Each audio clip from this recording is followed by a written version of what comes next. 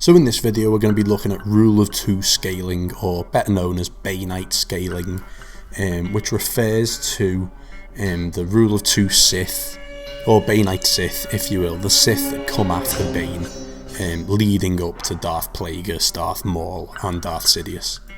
And it refers specifically to the progression of the Banite line, and how the power progresses from Bane onwards. Because as you might know, the purpose of the rule of 2 is for a constant progression, so that the master can only be overthrown by the apprentice when the apprentice has learned everything from the master. It's the idea that Bane's successors become successively more powerful with each generation, so a constant generational increase.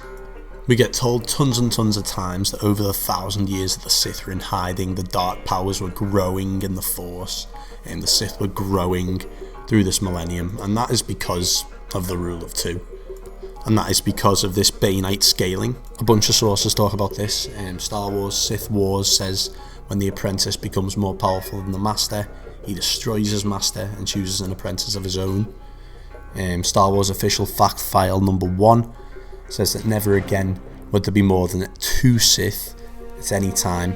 Members of the Order continued expanding their dark powers without the knowledge of the Jedi. Phantom Menace scrapbook says as they gained knowledge of the dark side, their powers increased with each generation.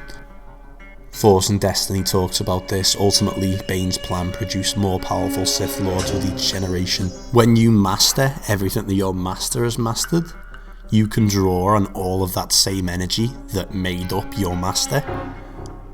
I went in depth into the master and apprentice relationship of the rule of 2 Banite Sith line in my previous video, and leading on from that, when the master dies and if the apprentice has mastered all that the master has taught him, if the master has taught him everything that he knows, which is the purpose of the rule of 2, the apprentice can then overtake the master. The master's power is added to the apprentice's power.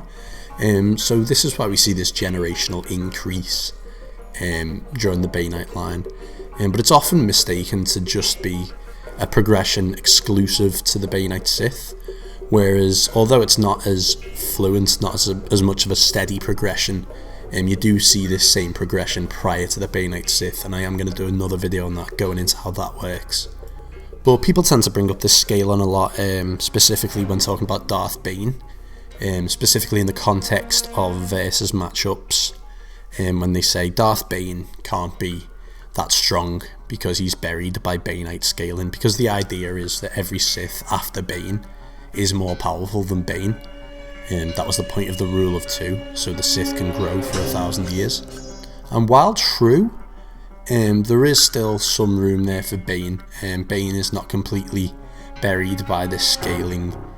I'm going to go into Bane more in a new video, and I'm also going to go into the progression on how the Sith, essentially what happens to a Sith spirit after they die. Where does it go? How is that then used by the apprentice? This video is just highlighting the concept of Banite scaling. I am going to go into the mechanics of drawing on chaos in a video coming up soon. So make sure you stick around for that. We're going to be going into all the mechanics, figuring out how all this stuff works.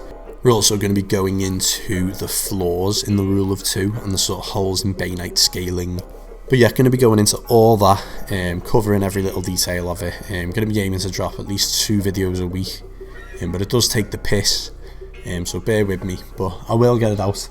And I'm going to cover all these mechanics, everything that's going on there. We're going to map it all out. So if you enjoyed the video, if you enjoyed this sort of shit, let me know in the comments, drop a like, and I'll see you in a bit.